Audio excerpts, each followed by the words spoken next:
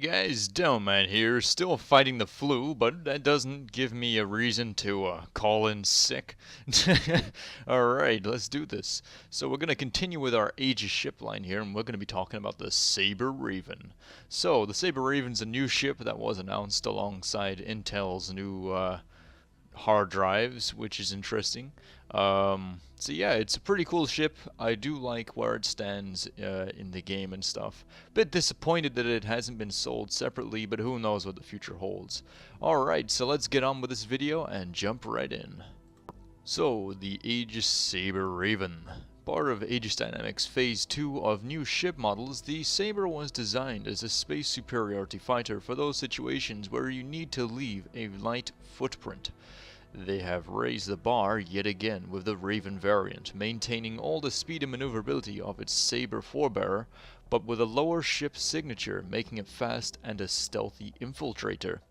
Now, what does this mean for Aegis Dynamics, you might be wondering? Well, Aegis Dynamics is actually going down the stealth road with their ships.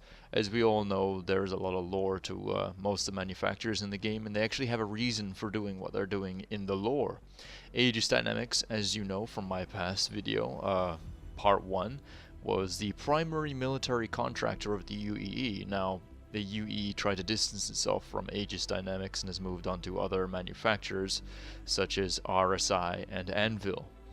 But, you know, Aegis still got it going on, so they're going down for more of a niche role when it comes to stealth. They're trying to perfect their stealth technology and create ships that are really unique and effective at what they do. They're basically building the equivalent of what I'd like to call spy ships.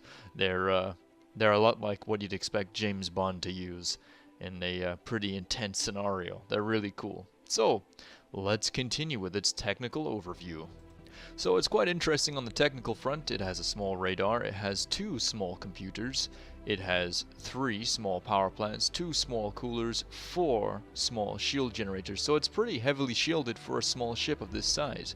It's got 2 small fuel intakes, 1 small fuel tank, 1 small quantum drive, small jump module, and a medium quantum fuel tank. Now this means it's got a little bit more range than your average light ship, light fighter you could say, or interdictor. It actually has quite a decent fuel tank for its task, so it doesn't necessarily need to be carrier borne. So yeah, let's continue. It has 2 retro thrusters, 1 main thruster, and it has a total of 8 gimbaled maneuvering thrusters. Now when it comes to weapons, this thing is still no slouch. It is from the Sabre line, so it currently has 2 size 3 mounts installed. It has maximum of 3 as its total weapon size, so that's pretty handy. It has got 4 size 2 missiles. Now these missiles aren't your average kind.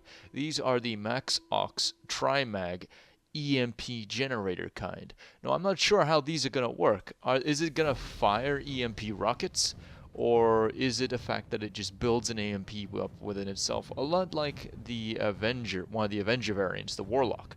I'm wondering if it has a similar focus as the Warlock when it comes to EMP, but this ship, please note guys, is a stealth vessel. That means its modules are going to be stealth orientated and are going to be very expensive to get in the verse. So this could be quite a hard ship to maintain and look after. It's very dedicated towards a certain role. You're going to want to use it only for that specific role and not take it outside of its comfort zone, because things could get very expensive very quickly.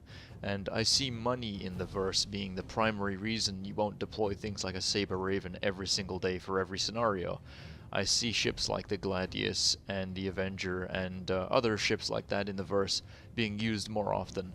But when you need a Sabre Raven, I'm pretty sure, or a ship of this type, it is a fantastic interdictor, especially with that EMP capability. It really does make it quite literally some next level stuff. So let's continue here. So its primary focus is interdiction, as we already know. Its length is 24 meters, beam is 20.5 meters, height is 5 meters. It's actually quite a small ship. Size small, mass 69,433 kilograms. 0 cargo capacity, but that is to be expected with a ship of this design.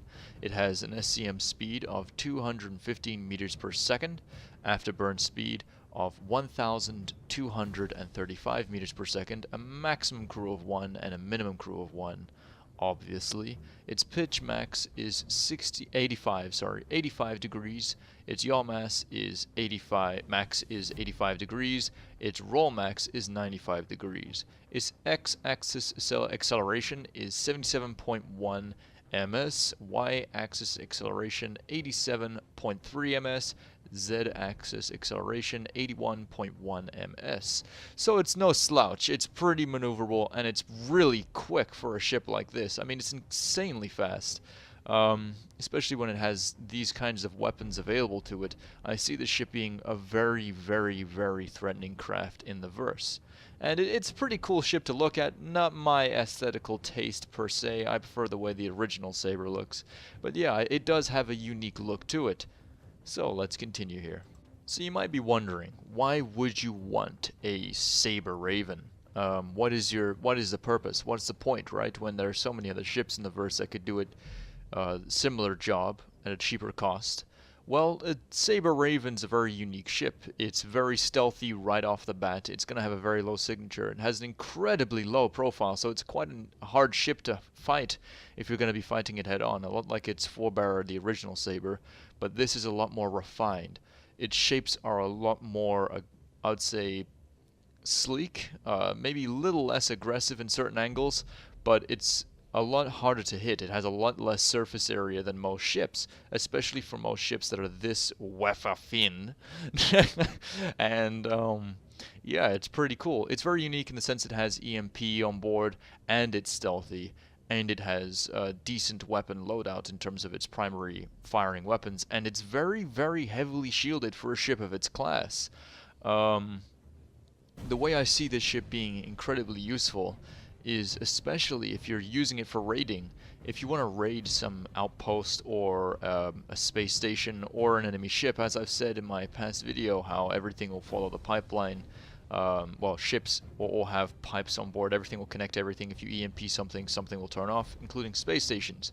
So if you have something like this, you can get in under the radar, completely like masked, pretty much invisible, arrive and deliver a killer EMP blow, so either the ship or station or outpost will not be able to radio for help before it even knows what's hit it. You've disabled all of its primary means of getting that message out. Its equivalent, I'd have to say, is the Vandal Blade, but that's a ship for another time. But yeah, the Sabre Raven, but the Sabre Raven is actually a very cool ship indeed. It's incredibly fast, very maneuverable, and with an EMP on board, something like this, you don't want to get too close to it during a dogfight. I can imagine something like this, say if you're fighting another craft, and you get a little too close to one of these things, you're going to get a real nasty EMP, you're going to have everything knocked out, and then you're going to be dead in a few seconds flat with a loadout like that. So yeah, the Raven's a very cool ship. I do think the Raven is, however, heavily outmatched. If you try and use the Raven as a nose-to-nose dogfighting kind of craft, it's not going to last too long. Sure, its shields are pretty powerful, but if it comes up against ballistic weapons, it's going to really start to fall apart very quickly. So use this ship for its dedicated role, which in my opinion is to strike without warning and interdict and that sort of stuff. So that's going to wrap up this video, guys. Thank you for watching. I'm going to try and fight this flu here. So yeah, this has covered the Sabre Raven, a really unique ship. We're going to continue doing the AEGIS line. I'll soon do a Theorycraft video later down the line. Just need to get some stuff sorted first and get rid of this damn flu. So, you know the drill, Commanders. Fly safe, and I'll see you in the verse.